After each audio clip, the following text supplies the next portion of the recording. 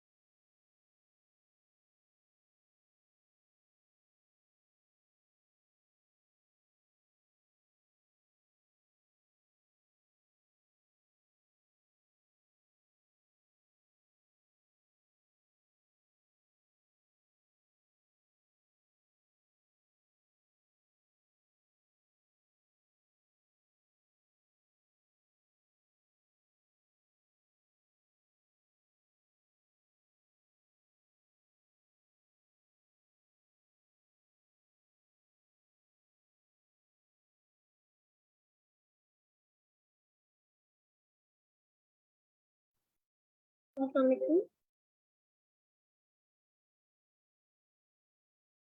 हाँ जी, वालेकुम सलाम मैडम।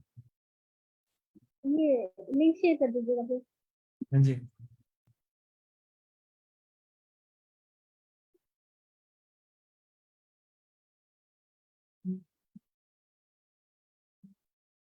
Thank you.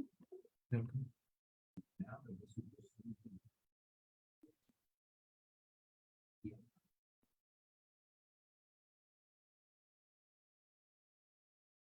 आप लोगों में से किसी को कोई क्वेश्चन क्लियर हो गया हो या किसी पे समराइज कर सके।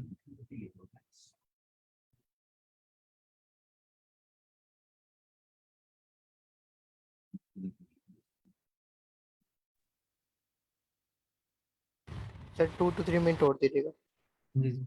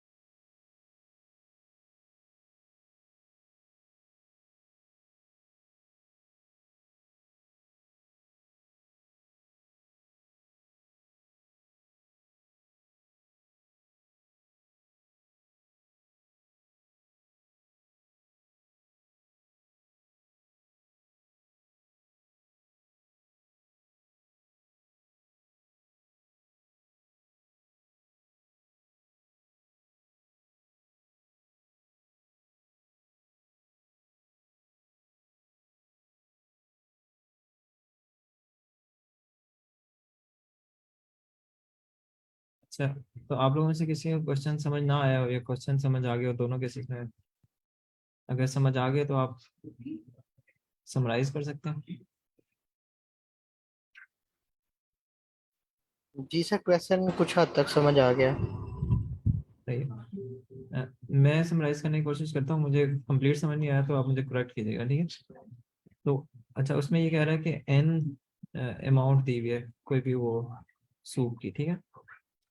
बल्कि दोनों की जो है ना वो N N N N N N, ठीक है? मतलब दो सूप अगर हैं, एक सूप ए कह रहा है, एक टाइप ऑफ सूप दूसरे को बी कह रहा है। स्टार्ट में जो दोनों हैं वो दोनों एन एन मिलीलीटर है, ठीक है? अच्छा, अब आप सर्विंग जो कर रहे हैं ना वो रेंडमली कर रहे हैं, और आपके पास ये चार चॉइसेस हैं जो कि आप रेंडमली सर्व कर सकते हैं, ठीक है? एक ये कि 100 मिलीलीटर पहले का दे दें, ए का दे दें, और बी आप कोई भी सर्व ना करें, ठीक है? सिमिलरली डिफरेंट चॉइसेस आप ले। अब हर एक की जो प्रोबेबिलिटी है वो इक्वली लाइकली है, ठीक है? इसका मतलब कि 1/4 प्रोबेबिलिटी हर किसी की है, ठीक है? अगर आपके पास एंड पे थोड़ा सा सूप रह गया तो वही आपने सर्व करना है, जितना भी आप सर्व कर सकते हैं, ठीक है? अगर वो फॉर एग्जांपल इनमें से किसी में पूरा नहीं हो रहा तो जितना भी है वो आपने सर्व करना है। अच्छा, अब ये कह रहा है कि return the probability of that the soup A will empty first, ठीक है? तो हमने ये हमने प्रॉब्लम जो हमें जो नंबर हम आउटपुट जनरेट कर रहे हैं ये है कि हमने क्या प्रोबेबिलिटी है कि ए जो है पहले एम्प्टी हो जाएगा, plus half the probability A and B empty at the same time, कि आप दूसरी एक और प्रोबेबिलिटी उसमें ऐड करके तो आपने बताना है कि ए और बी एक ही टाइम पे एंड हो रहे हैं, ठीक है? और आंसर आपका फ्रैक्शन में इस तरह करके दिया हुआ है।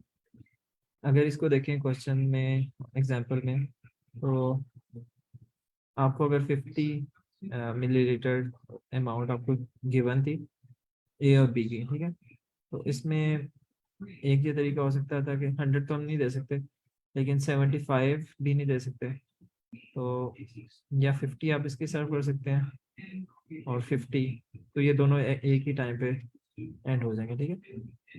अच्छा, ये मेरा वाला हाफ इसकी वजह से आ रहा है, और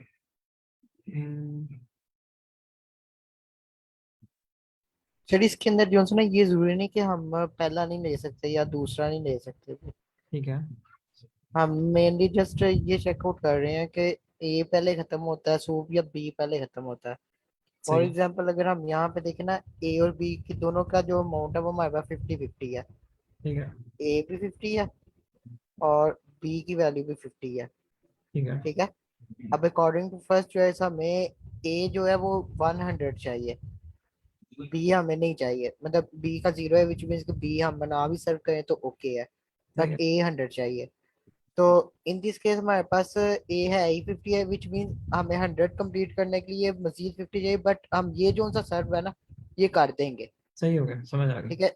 तो ए हमारे पास कंप्लीट हो गया, बी को हमने कुछ भी नहीं करना, बी हमारे पास एज इट इज ही सेव पड़ा है। सही हो ठीक है। गया। ठीक है। ये हमारे पास चॉइस वन थी। सेकंड चॉइस क्या है कि आप 75 ए को लें और बी को 25 लें। अब अगेन वही काम देखें तो हमारे पास ए 50 है और बी 50 है। तो ठीक 75 कंप्लीट करने के लिए जब हम ए को करेंगे तो ए हमारे पास खत्म हो जाएगा लेकिन बी फिर भी पड़ा होगा। है। ऐसे ही है, मतलब ठीक उसके है। अंदर 25 देंगे तो। ठीक है। ठीक तो है। विच मीन दूसरे केस के ऊपर भी ए पहले विन कर रहा है, मतलब ए सूट पहले खत्म हो रहा है। देन थर्ड के ऊपर आए तो दोनों सेम टाइम पे खत्म हो रहा है क्योंकि दोनों 50-50 था। इट मीन ये भी 50 दे रही है और ये भी कंप्लीट 50 दे रही है। सही है। ठीक है। थर्ड केस पे तो दोनों हमारे पास ए बी और बी भी दोनों सेम टाइम पे हैं। सही है। फोर्थ केस में देखें तो बी हमारे पास जो सा ना वो खत्म हो जाता है, मतलब बी पहले खत्म हो जाता है क्योंकि वो ज्यादा चाहिए था, बट हमारे पास वो कम है।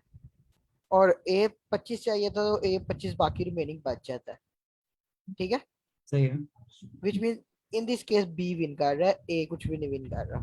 सही है। अब अगर हम अकॉर्डिंग टू फॉर्मूला देखें तो वो कह रहा है कि सोप ए जो सा विल बी एम्प्टी फर्स्ट।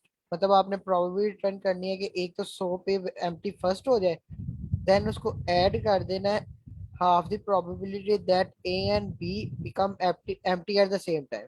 मतलब एक तो सेम टाइम वाली चाहिए और एक के ए पहले जीतेगा। ठीक है। सेम तो टाइम वाली तो हमारे पास ये थर्ड वन है कि दोनों सेम टाइम पे खत्म हो रही है और जो सा पहले दो है वो ए विन कर रहा है। ठीक है। नो, अब ये मुझे अब थोड़ा सा प्रोबेबिलिटी का फॉर्मूला नहीं जेन में है अभी।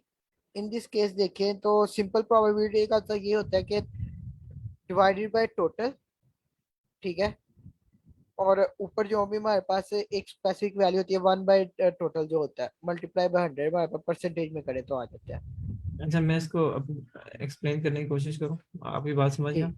ठीक है। अ, मुझे ये ना डायनामिक प्रोग्रामिंग का ही क्वेश्चन लग रहा है। देखिए, आपने ना ऑल फोर चॉइसेस लेनी है। ठीक है। अब वो जो आप आंसर कह रहे हैं ना, फॉर्मूले पे बाद में आता है। ठीक है। अच्छा, ये चॉइस नंबर अगर मैं 1 2 3 इस तरह कर लूँ कि चॉइस नंबर 1, ये जो इसने नंबर लिखे हैं वो 1 2 3 इस तरह करके। ठीक है। ये सारे नंबर, कुछ ब्रांचेस होंगी जिसमें ए विन कर रहा होगा और कुछ ब्रांचेस होंगी जिसमें बी विन कर रहा होगा। ठीक है। तो क्योंकि इसमें सिर्फ क्वांटिटी पे डिपेंड करेगा ना, कि अगर आपकी 50 क्वांटिटी थी और सर्विंग में आपको ये भी जल्दी से ए को विन करा देगा, ये भी बी, ये ए को करा देगा, ये एक ही टाइम पे विन कर जाएंगे। ठीक है। तो ये तीन ब्रांचेस, तो इसका विनर ए हो गया, इसका विनर ए हो गया, इसका विनर बी हो गया, राइट। बी नहीं, सॉरी, ए एंड बी दोनों। ठीक है, सॉरी। इसमें क्योंकि at the same time and हो रहा है ना, 50 क्वांटिटी और 50 ही वो, तो ए एंड बी दोनों ने at the same time win किया। ठीक है। और यहाँ पर बी विन करा। तो इस केस में ना, इस वेरी सिंपल के ये एक ब्रांच है, ये एक ब्रांच है, क्योंकि इसकी हाफ क्वांटिटी लेनी है ना, हाफ ये जो इसने कहा है। ठीक है। तो इसलिए 0.5 है। ठीक है। और जीरो, और ये जो है ना, ये बेसिकली ये 1/4, क्योंकि हर हर एक की प्रोबेबिलिटी 1/4 है, करेक्ट। तो 1/4 मल्टीप्लाई बाय कि कितनी दफा ए विन कर रहा है और कितनी दफा दोनों विन कर रहे हैं, तो ये नंबर एक जनरेट हो रहा है। ठीक है। अब अगर ये क्वांटिटी होती, लेट से 100, ठीक है, जिस तरह एग्जांपल 2 में दी हुई है, तो 100 में से अब वन सेकेंड अगर मैं चार चॉइसेस लूँ,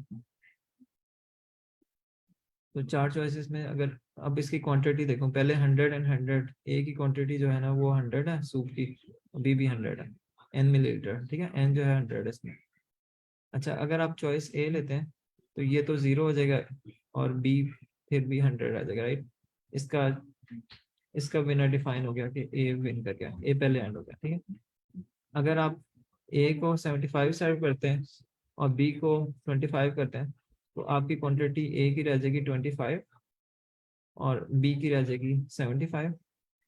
ठीक है। तो ये जो है ना, यहाँ से आगे ब्रांच चलेगी। ठीक है। फर्दर आगे पास चार चॉइसेस होंगे, कुछ चॉइसेस होंगी वो ए को विन करा रही होंगी, कुछ बी को विन करा रही होंगी, कुछ में दोनों विन कर रहे होंगे। पॉइंट मैं ये कहना चाह रहा हूँ कि ये जो फार्मूला है ना, ये आपकी क्वांटिटी पे डिपेंड कर रहा है। ठीक है। कि कितनी ब्रांचेस आपको वहां तक लेके जा रही हैं। ठीक है। सर ये फॉर्मूले को ना जरा एक्सप्लेन कर दीजिएगा, इसमें 1 1 और 0.5 क्यों आना?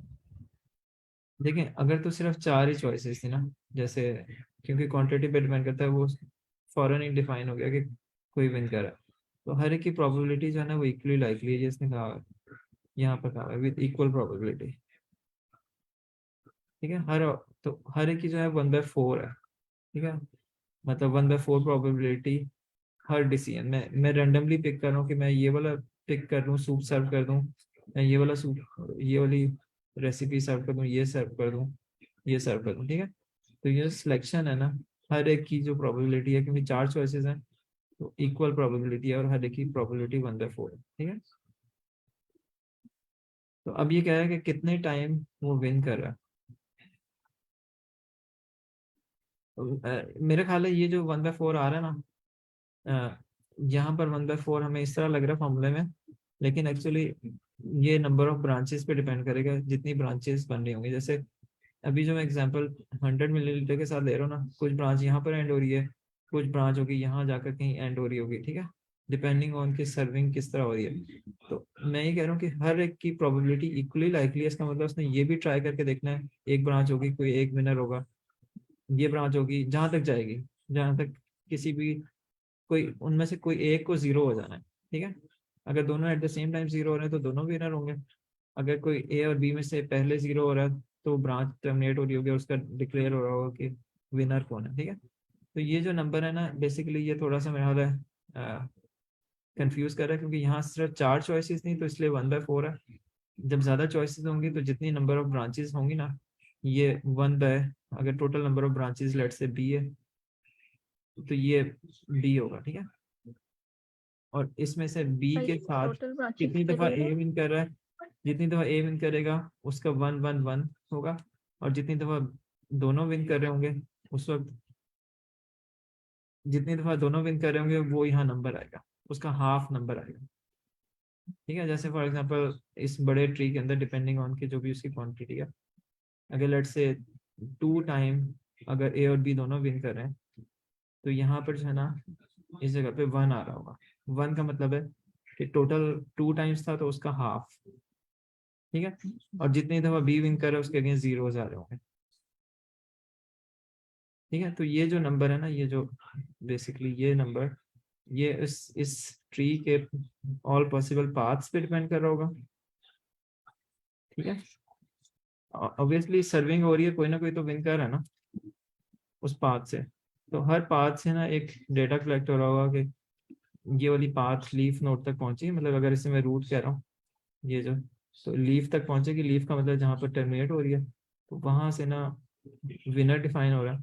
तो जितने पाथ्स में ए विन कर रहा है उसका काउंट आ रहा है, हर हर दफा 1 आ रहा है। ठीक है, और जितनी दफा दोनों विन कर रहे हैं उसका हाफ काउंट, क्योंकि उसने कहा है कि half the probability of A and B. ठीक है,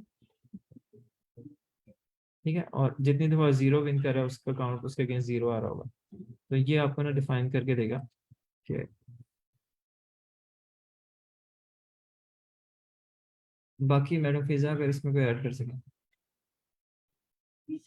अच्छा, मैं ये कहना चाह रही थी कि लाइक हम लोग को इसको थोड़ा कॉम्प्लेक्स करने की जरूरत नहीं है। लाइक वी नो कि ना हम लोग को मतलब चलेगा तो एग्जैक्टली वही सेम ही चीज होगी। जब हम ब्रांच के एंड पे आएंगे ना, तो हमें जब पता होगा कि ए विन कर रहा है, तो हम इंस्टेड ऑफ के सिंपल 1 रिटर्न करवाएं उस ब्रांच पे, we can return 0.25 into 1। Similarly when b is winning, तो हम रिटर्न करेंगे 0, मतलब 0 multiplied by 0.25 will eventually become 0। और जिस टाइम पे दोनों विन कर रहे होंगे तो we will return 0.5 times 0.625, I guess that is 0.125 आता है वो। तो वो सिंपली जब हम ए लेंगे तो इवेंचुअली सम ब्रांचेस का सम जब हम करेंगे, मतलब हम रिटर्न जब करा रहे होंगे तो सम भी हम ले ही रहे होंगे इवेंचुअली। तो वो जो सम हमें एंड पर मिलेगा that will be the answer, I guess. मेरा थोड़ा सा अगर रिपीट करेंगे तो समझ नहीं आया कि पॉइंट हर दफा 0.5 से मल्टीप्लाई हो रहा है। अच्छा, ये ना आपको पता है ना कि एक स्पेसिफिक आपने चॉइस ली है, और आपको पता है स्पेसिफिक चॉइस की नो मैटर व्हाट इसकी प्रोबेबिलिटी है ही 0.25, हर मल्टीप्लाई एक होगा, सिंगल ठीक चॉइस की प्रोबेबिलिटी 0.25 है। तो जब आपका विन ए कर रहा है, तो आपको पता है कि ए का स्कोर क्या है, 1 है। ठीक है, जब ए 1 कर रहा है तो ए का स्कोर 1 है, जब दोनों ए एंड बी दोनों विन कर रहे हैं तो उनका स्कोर है 0.5। क्योंकि वो हाफ द प्रोबेबिलिटी ऑफ 1 जो है वो बन जाती है, क्योंकि वो दोनों विन कर रहे हैं तो 1 प्रोबेबिलिटी उनके जीतने की प्रोबेबिलिटी 1 है, उसकी हाफ विल बी 1/2। लेकिन अगर सिंगल एक है तो उसकी जीतने की प्रोबेबिलिटी ओवरऑल 100% है। अच्छा, और सिमिलरली अगर बी विन कर रहा है तो उस केस में प्रोबेबिलिटी ऑफ हम उस केस में प्रोबेबिलिटी 0 रिटर्न करा दें, क्योंकि हम वो यहाँ पे हमें वो चाहिए नहीं, उसने बी के लिए हमें कहा नहीं हुआ। तो what we can do simply is कि जब हमारे पास ए विन कर रहा होगा ना, तो हम लोग सिंपली अपनी ब्रांच से रिटर्न करवा देंगे 0.25, क्योंकि 1 multiplied by 0.25 will eventually B 0.25। इसी तरह जब आपके पास ए एंड बी विन कर रहा होगा तो हम यहाँ ब्रांच से रिटर्न करवा देंगे 0.125 विच इज 0.5 इंटू 0.25। उसकी मतलब जो उसको पिक करने की प्रोबेबिलिटी थी और जो उसकी विन करने की प्रोबेबिलिटी, उनको मल्टीप्लाई कर दिया। सिमिलरली 0 के केस में वे विल सिंपली रिटर्न 0, क्योंकि 0 multiplied by 0.25 will eventually B 0। तो ये चीज़ सेम ही हो जाएगी। मतलब आप अगर प्रोबेबिलिटी जो है ना, क्योंकि आपने इवेंचुअली 0.25 एवरी हर एक चॉइस की आपकी एक्चुअली प्रोबेबिलिटी ही 0.25 है। मतलब मेरा ख्याल है कि शायद ऐसे नहीं होगा कि कितनी ब्रांचेस हैं वो सारी प्रोबेबिलिटी होगी। I don't know, maybe I might be wrong, it can be, but I guess eventually we have only 4 choices ना। एक स्पेसिफिक टाइम के ऊपर हमारे पास सिर्फ 4 चॉइसेस हैं, तो उनकी प्रोबेबिलिटी पिक करने की उन चारों में से एक स्पेसिफिक ब्रांच पे वो हमेशा 0.25 ही रहेगी। I don't think it will be like depending on all of the branches. मतलब अगर there are 20 branches going on, so I don't think so it will depend on 1/20, like it will be 1/20. Yep. क्योंकि हमारे पास choices 4 है ना एक specific time पे decision लेने की, तो उस टाइम प्रोबेबिलिटी दोबारा इक्वली लाइकली हो जाती है उन 4 चॉइसेस में से लेने की। हम ये नहीं कह रहे कि हमारे पास 20 चॉइसेस हैं, वी आर सेइंग कि we have 4 choices at any specific state और उसकी प्रोबेबिलिटी 0.25 है। या तो हम सिंपली ये कर दें 0.25 को हम ना रिटर्न करवाएं एवरी टाइम, हम सिंपली ये सारी चीज़ों को इवेंचुअली ऐड अप कर लें जो भी हमारी प्रोबेबिलिटीज ब्रांचेस से आ रही थी, 1 + 1 + 0.5 एंड व्हाटएवर जो भी था। जीरोस केस में भी we just be adding zero. तो ये वाला जो भी हमें रिजल्ट या फिर से मिल रहा होगा we just be multiplying it but with this. Madam आप बात सही करें, मेरे ख्याल में आप बात मैथमेटिकली करिए और मैं डिफरेंट तरीके से कर रहा हूँ। At the end of the day आप बेशक 0.25 के आगे फिर वो मल्टीप्लाई करती जाए, 0.25 में फर्दर 4 चॉइसेस हो सकती हैं। एक तो ये ना ए ने विन कर लिया, फॉर एग्जांपल पहली ब्रांच ये जो ना आपने कहा कि इसमें ए ने विन कर लिया, तो इसका मतलब है कि ये ब्रांच टर्मिनेट होगी ना, आपकी ए की प्रोबेबिलिटी निकल आई, ठीक है, कि उसने विन कर लिया। अगर ये ब्रांच फर्दर आगे गई तो there maybe some of the branches जो बी विन करना शुरू हो जाए, उसकी प्रोबेबिलिटी थोड़ी ही होगी ना। मेरा ख्याल है ट्रिवर्स तो फिर भी आपको ट्री में करना ही पड़ेगा ना।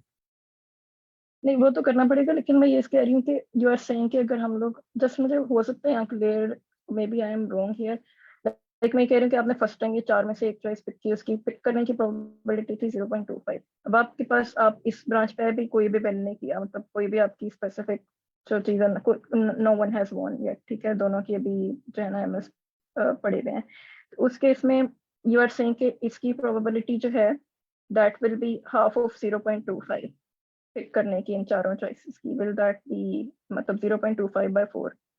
क्या वो ये होगा या फिर वो अगेन 0.25 होगा?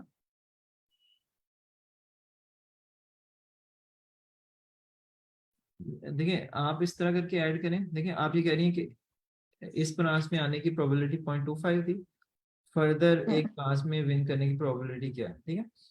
तो आप नहीं विन की नहीं, जस्ट आई एम सेइंग कि इस पे आने की प्रोबेबिलिटी क्या है, इस ब्रांच को पिक करने की, एक तो हाँ पिक मैं ये करने कह की और रहा एक हूँ विन की। विन तो इस ब्रांच, पहली बात है ये सिलेक्शन थी, बात ये कि इस ट्री में यहाँ पर तभी आएंगे ना जब पहली सिलेक्शन में आपने ये वाला ले लिया, ठीक है। तो इसको मैंने आपसे लिख लेंगे जिसका कंडीशनल प्रोबेबिलिटी नहीं होती कि गिवन आपने वो पाथ ले लिया तो उसकी प्रोबेबिलिटी तो 1 होगी, तो नेक्स्ट आप उसकी प्रोबेबिलिटी चेंज हो जाएगी ना, जैसे कंडीशनल प्रोबेबिलिटी होती है कि ये चॉइस लेने की प्रोबेबिलिटी लेट से ये एक्स है, ठीक है, एक्स में वैसे बात करूँ कि ये आप एक डिसीजन ले रहे हैं, ठीक है, गिवन आपने वाई पिक किया था, ठीक है, इसका मतलब वाई पिक हो गया तो एक्स की क्या होगी, तो मेरा हाल है इतना कॉम्प्लेक्स करने के बजाय ना इसको कंडीशनल प्रोबेबिलिटी में ले जाएं और उस तरह किया जा सकता है, मतलब वो बेसिक्स ही है प्रोबेबिलिटी की। शायद अभी हम उसकी बात कर नहीं रहे कि कंडीशनल प्रोबेबिलिटी इस तरह से। तो मुझे अभी वैसे खुद भी क्लियर नहीं इसको कि इसमें से किस तरह होगा, लेकिन just for the sake of discussion में जो मेरे माइंड में आ रहा है। चलो इसको देख लेंगे, मतलब जब इम्प्लीमेंट करेंगे ना तो आइडिया हो जाएगा। Is it exactly 0.25, is it decreasing based on this choice that we have previously. तो वो खैर अच्छा, इसको आई ना गेस डिस्कशन में आइडिया। देख सकते हैं हम ना कि डिस्कशन में लोगों ने हाँ एटलीस्ट वो किस लेवल पे आइडिया होगा, या एडिटोरियल में अगर इसने इसका दिया हो कुछ।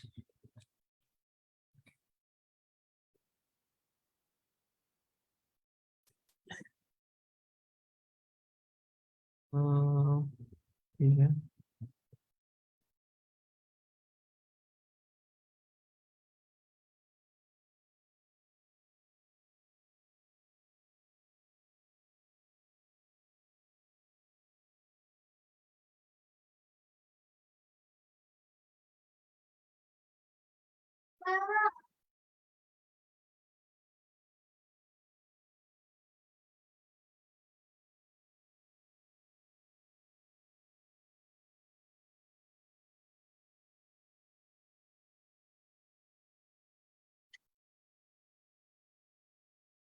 चलो इसको देखते हैं जरा ये क्या कर रहा है।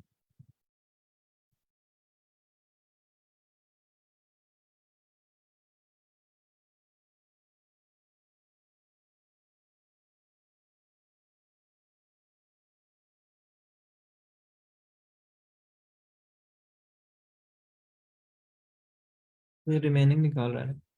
अगर आपने ये सर्व कर दिया 5 ये रह जाएंगी, ये सर्व कर दिया तो 3 यहाँ चले गए, 4 और ये रह गए।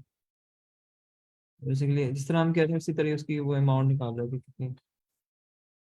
शायद 25 मिलीलीटर की एक सर्विंग कह रहा है उसका ना, ताकि आप एक उसको नंबर के बजाय उसको ग्राफिकली शो करने के लिए ये देख लेते हैं कि इन जनरल ये क्या करेगा बीपी में। Bottom top.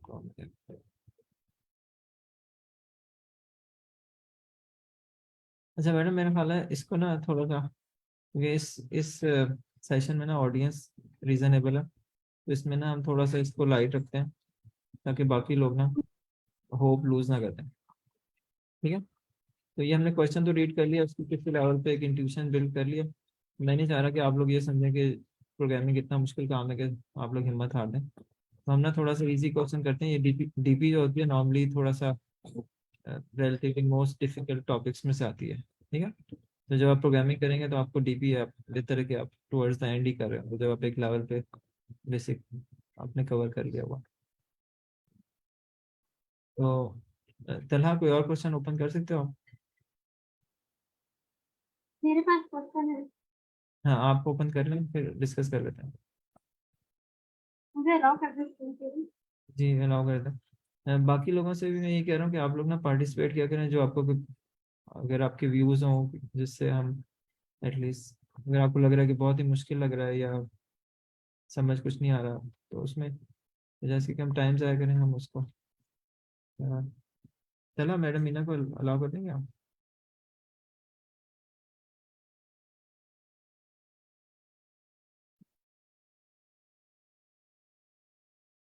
चला है या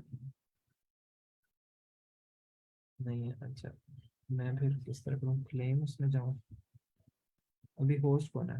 हाँ तो आप होस्ट हैं, मैडम मीना को अलाउ कर दें। अच्छा कर दिया सर आपने। मैंने थैंक मैम जी कर दी हमने। Thank you. चलो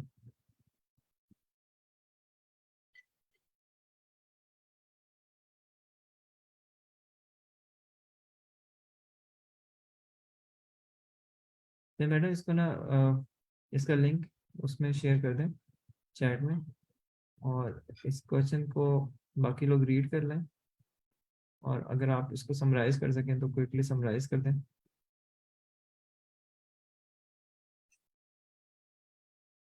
1 मिनट दे दें, लोग रीड कर लें, उसके बाद फिर आप समराइज कर लें कि क्वेश्चन क्या है।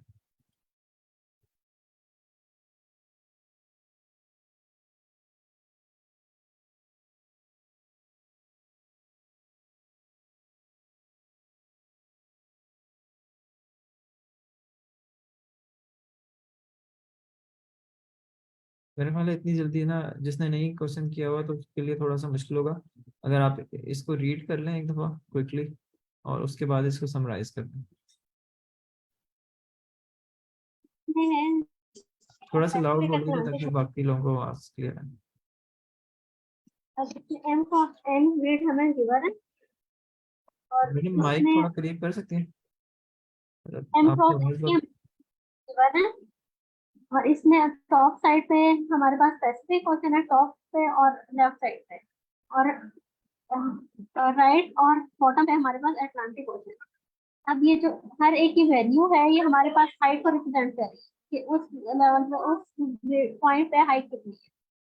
तो हाइट का मतलब ये है कि हमारे पास वाटर फ्लो कर सकेगा, जैसे कि हमारे पास ये 2 हाइट, 2 से 2 पे वाटर फ्लो कर सकता है, लेकिन 2 से हमारे पास 3 पे नहीं जा सकता वाटर। इस जगह की हाइट ज्यादा होगी, सर माउंटेन पे हाइट ज्यादा होती है, तो वहां से माउंटेन से नीचे आ जाता है वाटर, लेकिन नीचे से वाटर माउंटेन से कभी भी नहीं जाता। इस तरह ये हाइट उसकी एल्टीट्यूड को शो कर रही है, ये जो वैल्यू है वो उसकी हाइट है। तो हमने ये बताना है कि हमारे पास कितने सेल ऐसे हैं जिनका वाटर हमारे पास पैसिफिक और अटलांटिक दोनों ओशंस में जा सकता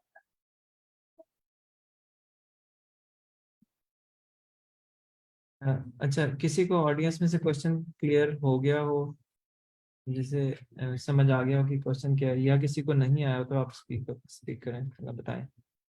सर ये आप एक्सप्लेन कीजिएगा दोबारा से। मैडम ये ना आपने बड़ा अच्छा एक्सप्लेन किया, मैं जस्ट इसको समराइज करता हूँ, ठीक है।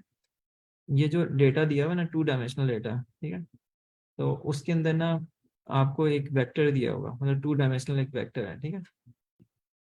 उसको ग्राफिकली उसने यहाँ इस तरह शो किया हुआ है। अब वो हर सेल पे ना जो उसकी वैल्यू है वो उसकी हाइट है, ठीक है। हाइट का मतलब है कि जैसे एक माउंटेन है ना, तो उसकी एक हाइट होगी, ठीक है। तो ये कह रहा है कि उसके एक साइड पे एक ओशन टच कर रहा है, ये कोई जमीन का हिस्सा है, जमीन मतलब आप देखें कोई कोई एरिया ऐसा आइलैंड है या कोई ऐसी चीज़ है, ठीक है। और उसकी दूसरी साइड पे जो है, मतलब इस साइड पे और इस साइड पे एक और ओशन है, कलर से भी शो हुआ है और नाम भी, एक का पैसिफिक ओशन है और एक का अटलांटिक ओशन है, ठीक है।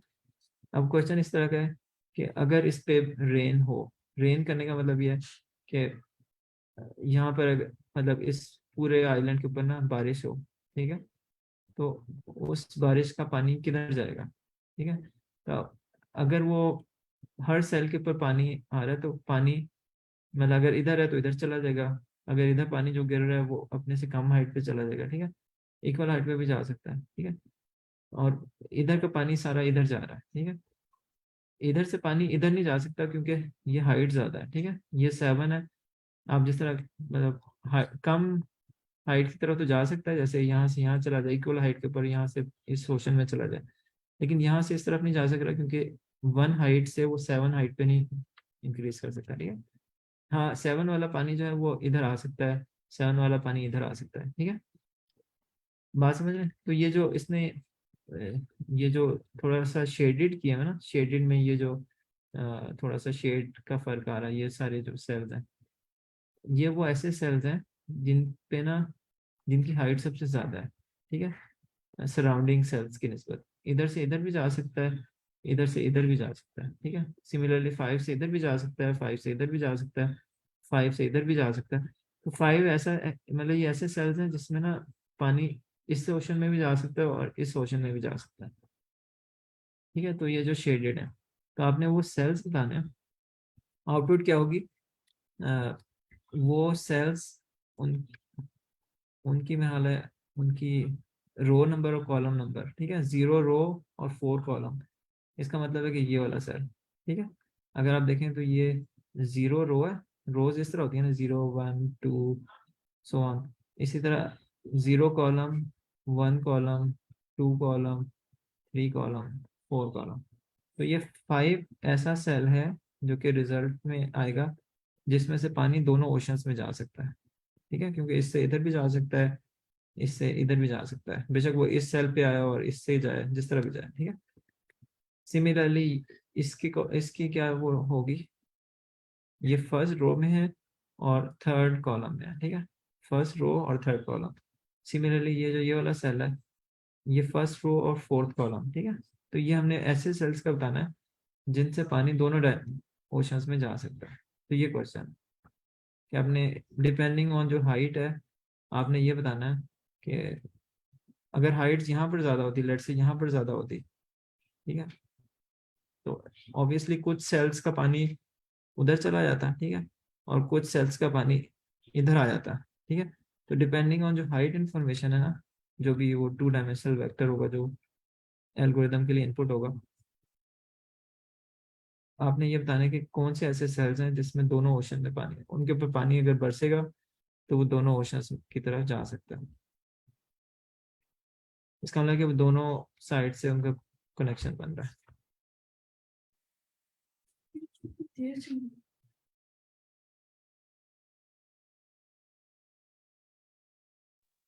ये 3 जीरो से जो सेल है इस पे कैसे बन रहा है?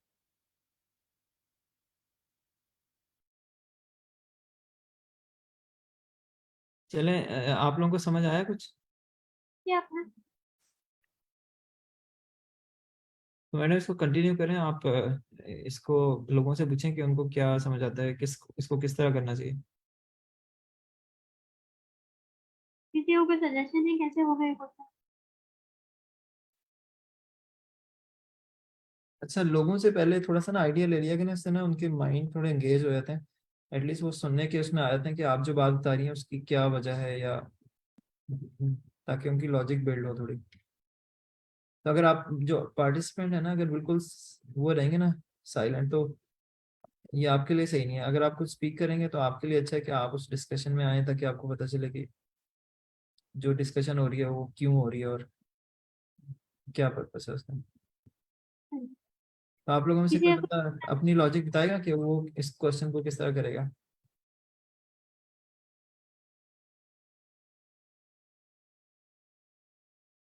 मेरा भी ना, मैं जस्ट इनको ना लोगों को एंगेज करना चाह रहा हूँ, ताकि वो मोनोटॉनिक किस्म की जो डिस्कशन होती है ना उसका कोई आउटकम फिर नहीं निकलता। तो अगर एक बंदा अपना टाइम लगा रहा है यहाँ पर तो उसको थोड़ा सीख के जाना चाहिए।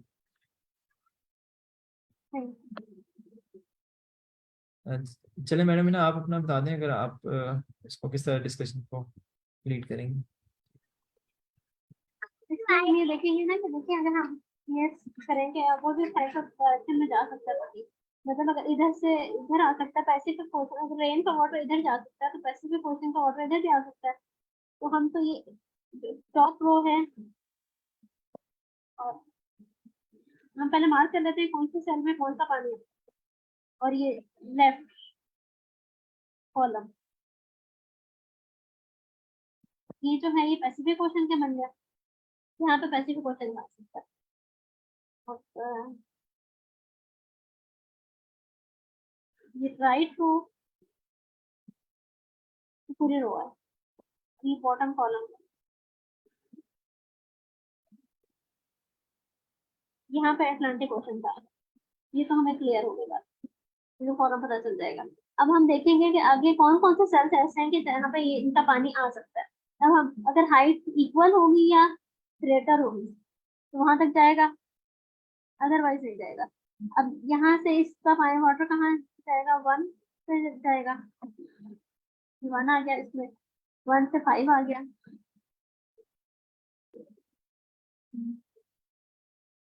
और ये 3 आएगा,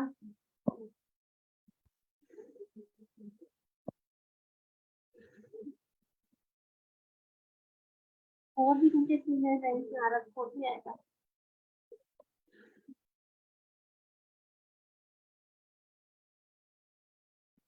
ये 7 ही आएगा।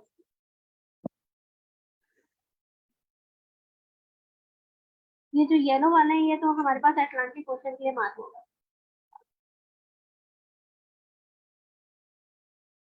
हम पैसिफिक के लिए देख लेते हैं कौन कौन से सेल्स आएंगे हमारे लिए, जो पैसिफिक ओशन में जिनका वाटर जाएगा, तो ये कलर आ रहा है।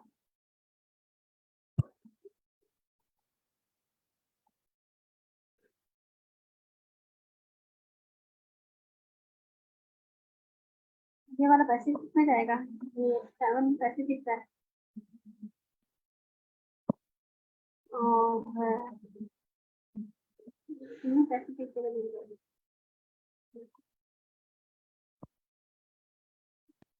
ये मैरून कलर जरा डिफरेंट हो गया, लेकिन मेरा कलर रेड सेलेक्ट करना था, मैरून कलर।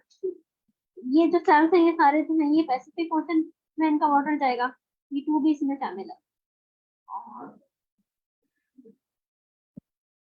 तो हम चेक कर लेंगे कौन से जो है, कौन से सेल्स ऐसे हैं जहाँ का वाटर जो है वो दोनों ओशन पे जाए। हमारे पास यही जो इन्होंने कलर किया हुआ यही वाले सेल्स ऐसे हैं जिनका वाटर दोनों ओशन पे जाएगा। तो क्लियर हुई आपको बात? मैडम मुझे एक बात है, इसको एल्गोरिदम वाइज आप किस तरह थिंक कर रही हैं कि मतलब चलिए this for the sake of मतलब ग्राफिकल उसमें तो हमें नजर आ रहा है, लेकिन इसको आप किस तरह थिंक कर रही हैं कि मतलब ये आपके सामने डेटा आ गया तो उसको क्या करना है? इसी तरह से think कर रहे हैं, पहले चेक कर रहे हैं पहले टॉप जो रोज है ना इनको तो सेलेक्ट कर लिया ना हमने। अब यहाँ तो सेलेक्ट हो गया, ठीक है। अब यहाँ से आगे चलेंगे, हर इस साइड से आगे चलेंगे जहां तक चलेगा, फिर आप इस साइड से करेंगे, और यहाँ अटलांटिक के लिए इस साइड से करेंगे और इस साइड से करेंगे, बॉटम से करेंगे। तो जो जो मार्क हो जाएंगे, जो जो हमारे विजिटेड मार्क होते जाएंगे, जहाँ पे अटलांटिक और पैसिफिक दोनों मार्क हो जाएंगे, उनको रिडाक्ट कर देंगे। अच्छा, आप ये कह रही हैं कि आपने एक एडिशनल एक किस्म की जैसे एक एक्स्ट्रा स्पेस रख ली और उसमें हाँ जी, आपने हर जगह पे फॉर एग्जांपल ये सेल था तो आपने कहा कि यहाँ पर बाय डिफॉल्ट कोई वैल्यू है, लेकिन आपने कोई ट्रेवर्सल करके आना है और आपने देखना है कि ये किस ओशन की तरफ इसका पानी जाएगा, राइट? इस तरह करें। जी। अच्छा, तो इसका कैसे पता चलेगा? इसका तो फॉर श्योर इधर चला जाएगा पानी, ठीक है। इसको किस तरह आप कनेक्ट करेंगे कि इस तरफ जा सकता है नहीं जा सकता? ये इस रो में तो चला जाएगा ना, ये तो है ही टॉप रो।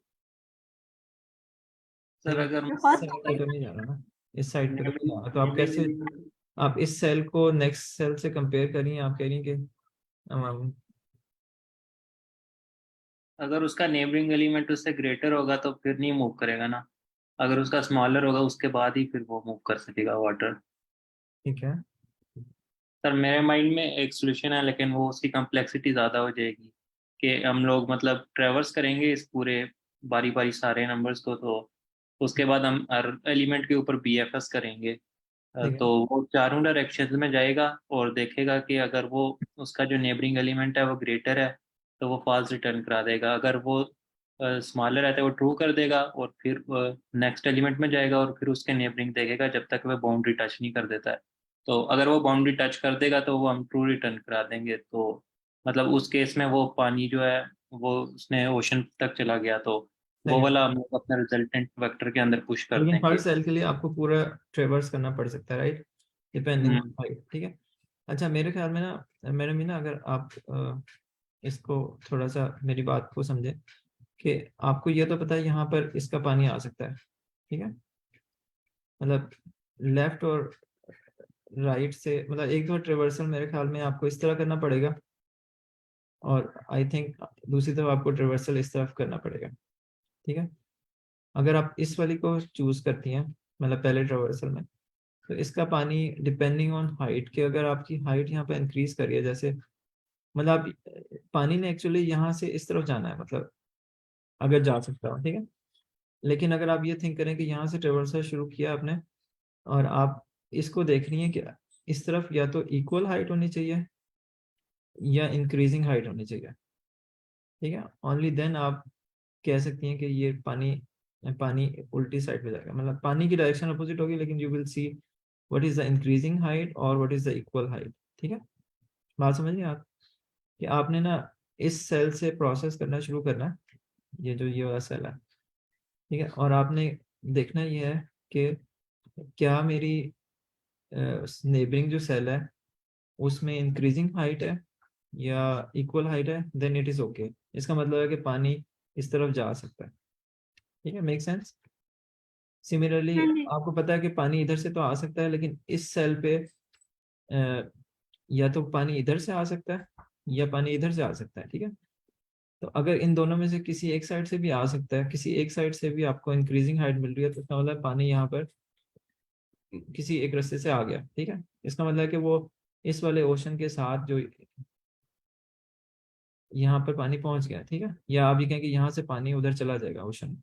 असल में तो लैंड से ओशन में जाना है, लेकिन आप बेसिकली रिवर्स में हाइट को देखकर आप फैसला करें कि कहाँ तक पानी, मतलब पानी की ढलान किस तरफ है, ठीक है। अगर आपसे मैं ये पूछूं इस तरफ है, तो आप ये देखेंगे कि पानी इसमें या तो यहाँ से आ सकता है या पानी यहाँ से आ सकता है, ठीक है। अब इस क्वेश्चन की ना एक पर्टिकुलर वो है, इसने इधर पे पानी एक रखा है और इधर पे पानी दूसरा रखा है, ठीक है। दैट्स वाई ये एक दफा इस तरफ ट्रेवर्सल होगा और दूसरी तरफ ये वाला ट्रेवर्सल होगा, फिर वो इस ओशन से और इस ओशन के साथ निकालेगा। जब दोनों ट्रेवर्सल पूरे हो जाएंगे तो आपके पास इंफॉर्मेशन कंप्लीट हो जाएगी, जिसपे दोनों सेल्स से एक्सेस होगी, जिस तरह यहाँ इस केस में यहाँ पर है, तो उनको आपने लिस्ट में डाल देना, ठीक है। तो बेसिकली आप ये कहें कि आपने ना एक डीपी एरे में ना एक पेयर की फॉर्म में इंफॉर्मेशन रखी हुई है, ठीक है। आपने कहा कि क्या ओशन पैसिफिक से आपके पास आ सकता है, यस नो, या अटलांटिक से आ सकता है, यस नो, ठीक है। बुलियन में या फिर कोई इंटीजर रखा होगा आपने, फॉर एग्जांपल आपने ना इंटीजर रखा हुआ है, उसको एक इनिशियलाइज किया हुआ है -1 से। -1 का मतलब अभी तक कंप्यूट नहीं हुआ, ठीक है। तो एक दो जब आप इस पूरे 2 डायमेंशनल वेक्टर पे ट्रेवर्स करेंगे फ्रॉम टॉप लेफ्ट से ना, और बॉटम राइट की तरफ आएंगी, तो आप बेसिकली ना इसको फिलअप कर रही होंगी कि क्या पैसिफिक ओशन से पानी उस सेल पे आ सकता है, नहीं आ सकता, ठीक है।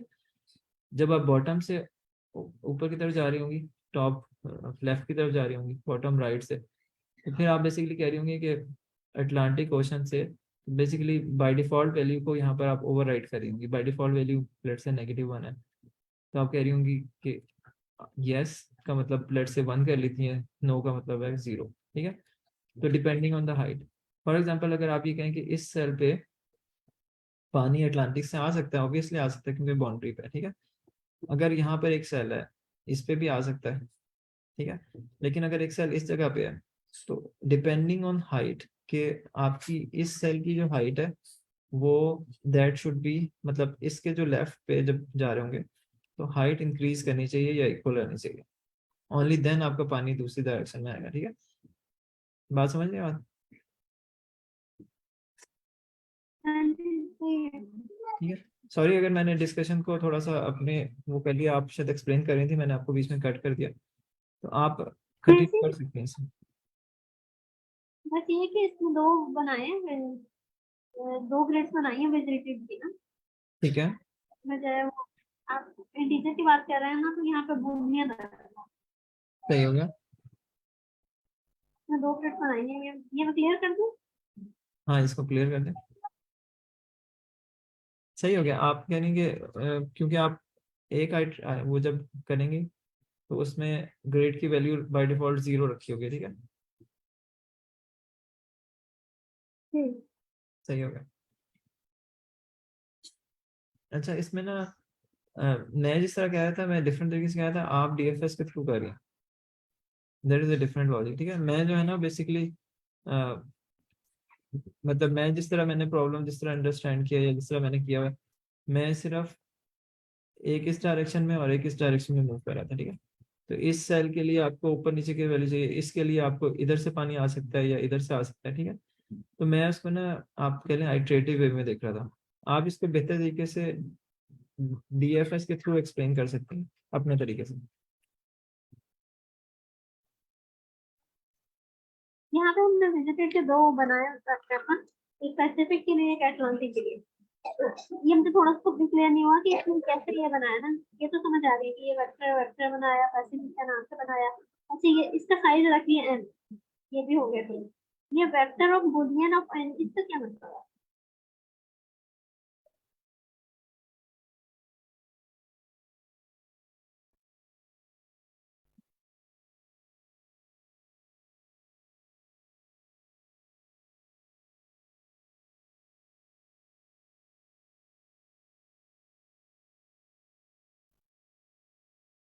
है भाई?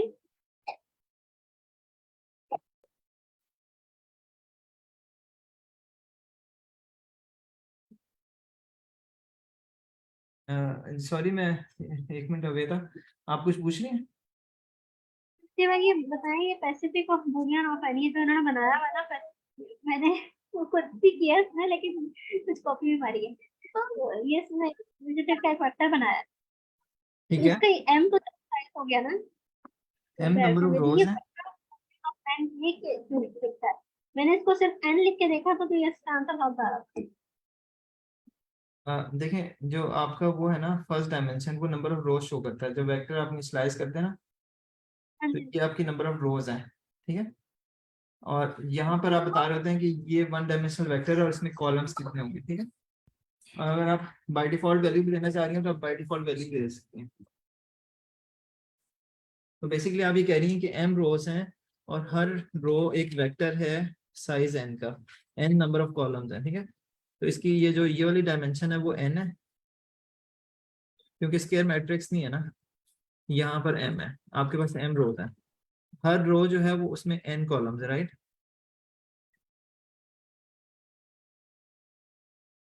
ठीक है, फिर मुझे क्लियर नहीं हुआ। देखें ये जो है ना बेसिकली, मैं आपको इसको क्लियर करता हूँ, ठीक है। आप ये कह रहे हैं कि एक वेक्टर डिफाइन करो, ठीक है, m रोज हो और n कॉलम्स हो। इसका मतलब ये है कि जितनी रोज हैं हर रो के अंदर n एलिमेंट्स हैं, हाँ जी। ठीक है। तो ये एक रो है और इसके अंदर कितने एलिमेंट्स हैं, n, राइट। इस तरह की m रोज हैं।